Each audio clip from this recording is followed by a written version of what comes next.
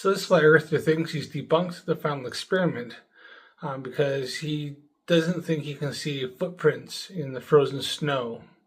But let's have a closer look at his video and debunk his claims using his own video itself. So in this 360 degree positionable video, which we can kind of look around, we can see that people are doing things, and obviously they've left tracks in the snow. So I guess at this point in time, let's see if they can continue to leave tracks in the snow, or just like they say in Antarctica, you have to take everything with you, including your tracks in the snow. Now, this is kind of funny because if you look at his video there, or the video he's pointing out, which is from a 360 VR one that Dave McKeegan put up, which is a 26-minute video showing that you can follow the sun doing a 360 all the way around. It's up to 24 hours time lapse. But if you look down there, that's why these Pro 360 cameras work. You can see there's footprints everywhere in the snow. So, but he somehow thinks that he's going to prove that those are fake by making up some BS. But yeah, he sort of kind of debunked himself because there's loads of footprints in the snow already. I've decreased the output play speed to quarter of normal, so we can really pay attention to the dance that is going to happen in front of us.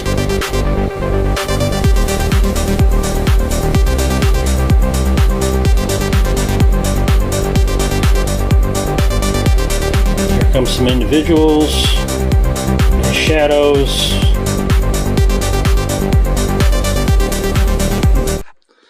So I want you to pay special attention to where you see that fella standing right now in that video. Pay attention to that ridge of snow, that thin line there, and pay attention to where his feet are. And then we're going to look and see where he steps there, steps on the other side, because obviously where that is, that's like some tracks have been kind of formed a bit, and it's to have hard surface for either the runway or for a road, because he had different roads, different paths they used to go around Union Glacier to run some of the vehicles.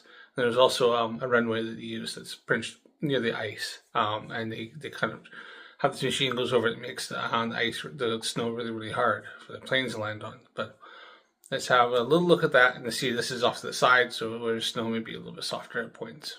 Okay, they don't seem to be leaving footprints though.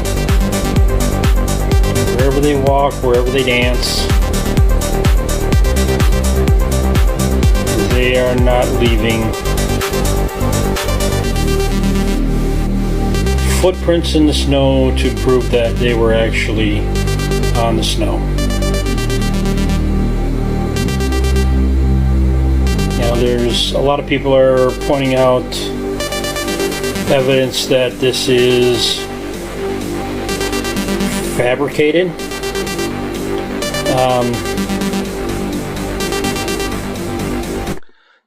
Don't know if you noticed there, but that ridge of snow I showed where the fella's boots were actually spanning over, and he was standing there for a while.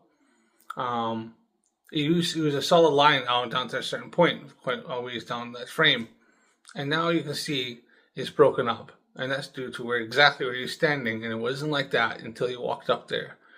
Now, some will say they don't see it, and that's fine, because I'm going to show you a closer look, and then we're going to have a little analysis of this.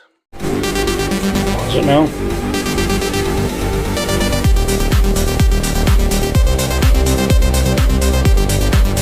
My thoughts is that there was a 360 degree base layer that was created for this augmentable scenery. You could start out with a base layer that you film in 360 degrees. Some of it you can actually record things that are happening, and you can see people that are leaving their tracks in the snow. But once you have this 360 degree base layer, you can now augment your scenes by adding more layers, sequencing them to match up with reference points. And his proof of all that, of the augmented reality, is none. Doesn't have any proof. Can't prove it. Only thing he has is I think it could be this, and because he's trying to stretch for something, because the whole point of this video, what it showed, it destroys his ideology and his indoctrination, and so he's trying to find some sort of stretch for some sort of reasoning why he could maybe say it's fake. Can't prove it's fake.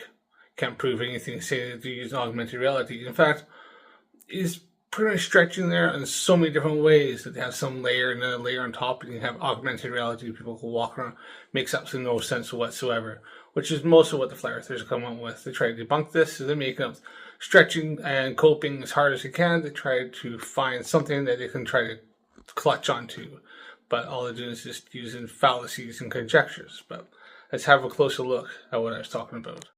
So closer look at the area I was talking about. I'll put some arrows to watch. Now watch here, and after he's been there, you can see how it's changed.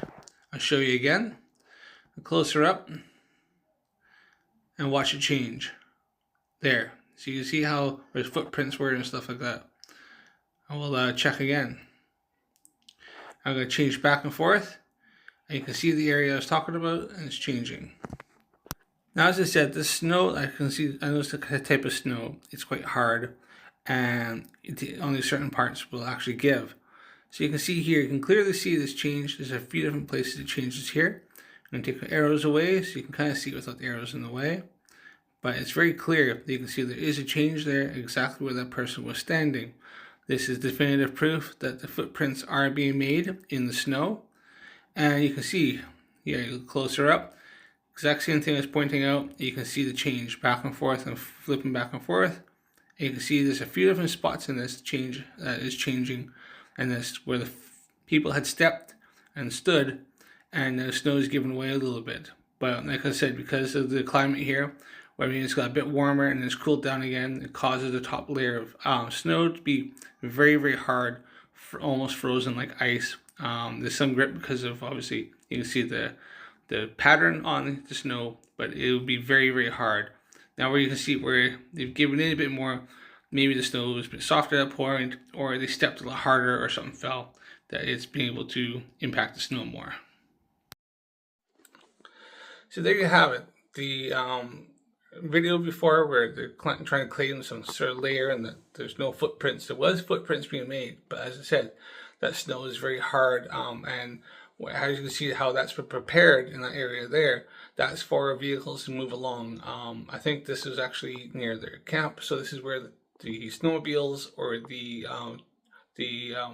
truck would run along, and it just kind of helps to make it, so they have roads that are pathways that they know they can take that are safe, and that the vehicles will stay on, and obviously try to minimize any kind of impact to the environment by having designated areas that the vehicles will run on, and then they can kind of mitigate any kind of more damage that is going to be done to the Antarctic environment.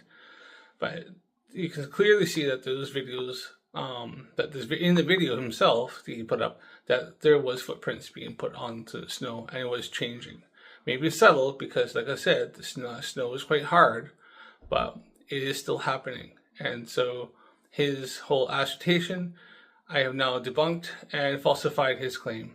And I know this for a fact how the snow acts, because I grew up in Canada for about 30 odd years. I lived on the prairies where you get the snow and you can get this wind going across, and then kind of warm up a bit and freeze again. And I used to have this all the time. I used to walk across whole fields when I was in a scouting program, and I would stay on top of the snow. I'd have a full pack, about 40 pounds on my back. I'd go out for a week, and I could walk across the snow, and we used to love it because that way it was easy going than being deeper. Thanks for watching. See you again. Don't forget to subscribe.